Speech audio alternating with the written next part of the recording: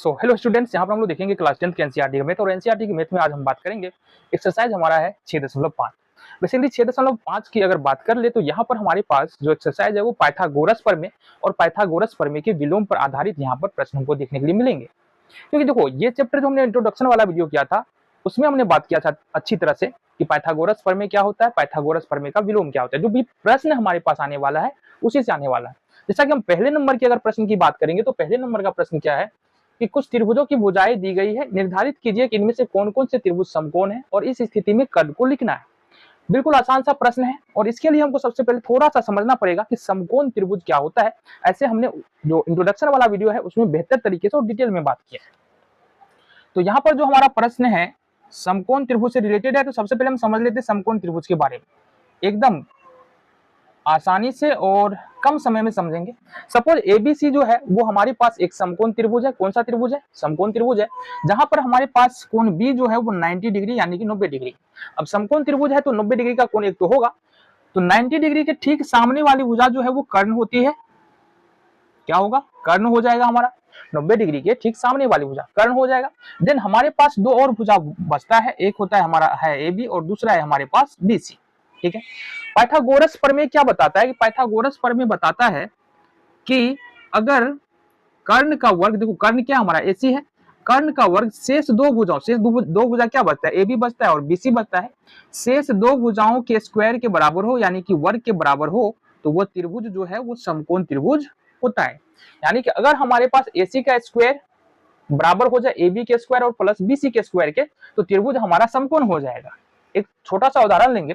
Suppose ये है हमारे पास 3, ये है 4 और ये है 5। अब अगर ये त्रिभुज एबीसी एक समकोण त्रिभुज है तो इसके लिए हमको क्या चाहिए? कर्ण का वर्ग चाहिए।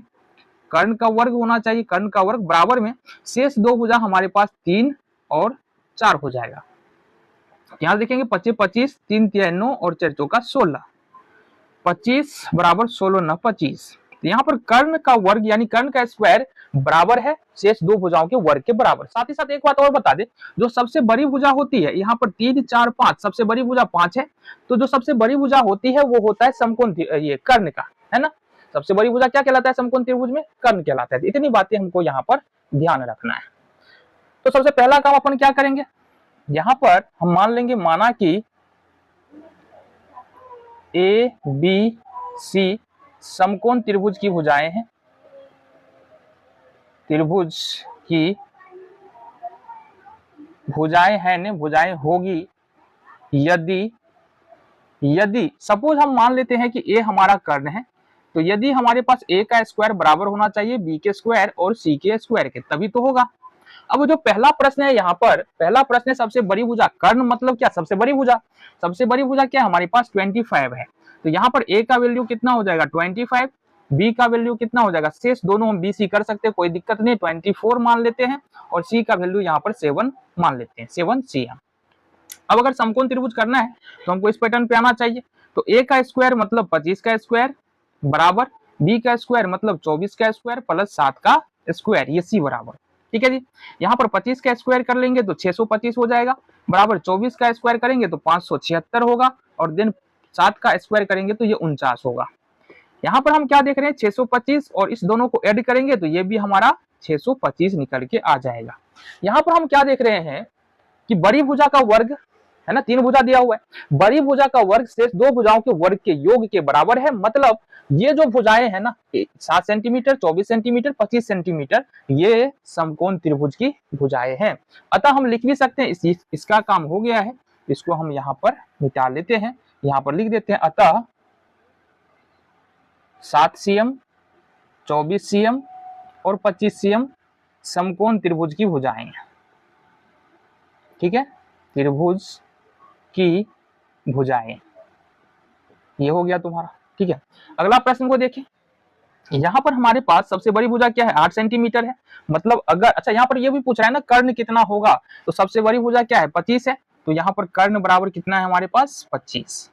यहाँ पर सबसे बड़ी भुजा 8 है, तो मतलब अगर समकोण त्रिभुज निकला तो कर्ण हमारा कितना होगा? 8। और हमने कहा बाबू कि यहाँ पर जो हमारा कर्ण होता है ना वो हमने ए को माना है, तो यहाँ से ए बराबर हो जाएगा 8, बी सी किसी को भी मान सकते हो 3 cm और सी बराबर यहाँ से 6 cm।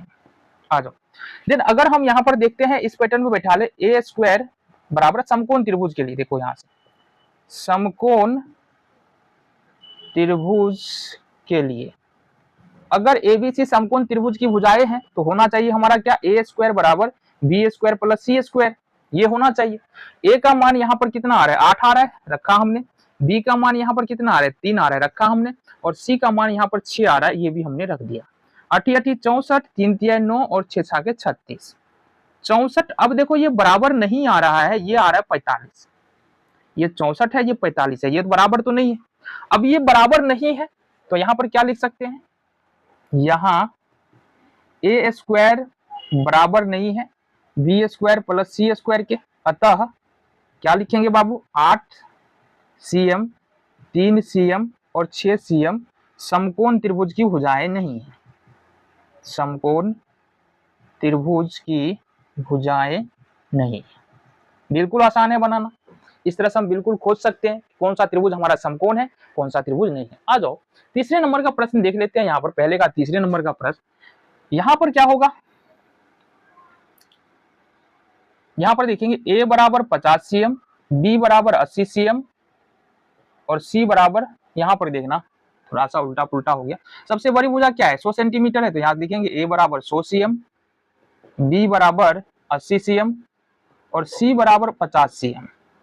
समकोण त्रिभुज की भुजाएं होंगी, समकोण त्रिभुज की भुजाएं होगी। कब होगी, है ना, क्योंकि सबसे बड़ी भुजा कौन है, सबसे बड़ी भुजा हमारा 100 सेंटीमीटर है। तो ये ए बी सी यानी 100 सेंटीमीटर, 80 सेंटीमीटर, 50 सेंटीमीटर समकोण त्रिभुज की भुजाएं होंगी यदि बड़ी भुजा का वर्ग शेष दो भुजाओं के वर्ग के बराबर हो, मतलब बी स्क्वायर प्लस सी स्क्वायर के। तो यहाँ पर हम देख रहे हैं ए का मान है 100, तो 100 का वर्ग कर लेंगे, बराबर बी का मान है 80, 80 का वर्ग कर लेंगे, प्लस सी का मान है 50, 50 का वर्ग कर लेंगे। 100 का वर्ग करेंगे तो 10,000 हो जाएगा हमारा, कितना हो जाएगा 10,000, बराबर में 80 का वर्ग करेंगे तो 6400 हो जाएगा और 50 का वर्ग ये हमारा 2500 हो जाएगा।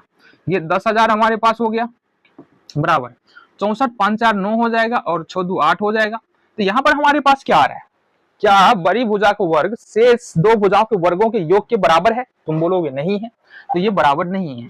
अतः क्या लिखेंगे, अतः 50 cm, 80 cm और 100 cm समकोण त्रिभुज की भुजाएं नहीं है, समकोण त्रिभुज की भुजाएं नहीं।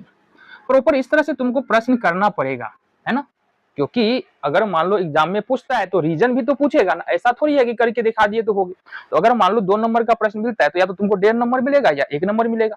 2 नंबर का प्रश्न पूछे तो तुमको ये पूरा यहाँ पर बनाना पड़ेगा, पूरा रीजन के साथ, देन तुमको पूरा पूरा कंप्लीटली 2 नंबर मिलेगा। अब तीसरे नंबर में देख रहे हैं हमारे पास जो भुजाएं दी हुई है 13 सेंटीमीटर, 12 सेंटीमीटर और 5 सेंटीमीटर। तो सबसे बड़ी भुजा यहाँ पर कौन सी है, 13। तो यहाँ पर हमारा ए का मान हो जाएगा 13 सेंटीमीटर, बी का मान 12 सेंटीमीटर और सी का मान 5 सेंटीमीटर। क्या लिखेंगे, समकोण त्रिभुज की भुजाएं होंगी, समकोण त्रिभुज की भुजाएं होंगी। कब होगी जरा ये बताना, यदि ए का वर्ग बराबर होगा बी का वर्ग प्लस सी के वर्ग के। अब ए का मान यहाँ पर कितना है 13 है, बराबर बी का यहाँ पर 12 हो जाएगा, प्लस ये हमारा 5 हो जाएगा। ये होगा 169 बराबर 144 प्लस 25, ठीक है। देन यहाँ पर देख रहे हैं तो 169 इक्वल टू आ रहा है 169, यानी बड़ी भुजा का वर्ग शेष दो भुजाओं के वर्ग के बराबर आ रहा है। तो यहाँ पर क्या लिख सकते हैं, अतः 13 cm, 12 cm, 5 cm समकोण त्रिभुज की भुजाएं हैं, समकोण त्रिभुज की भुजाएं हैं। अब अगर कर्ण की बात करें तो यहाँ पर कर्ण सबसे बड़ी भुजा कौन है, 13 सेंटीमीटर, तो कर्ण बराबर हमारा 13 सेंटीमीटर यहाँ से निकल के आ जाएगा। तो इस प्रकार से हमने प्रश्न संख्या 1 को यहाँ पर कंप्लीट किया। देखते हैं प्रश्न संख्या 2 हमारा क्या क्या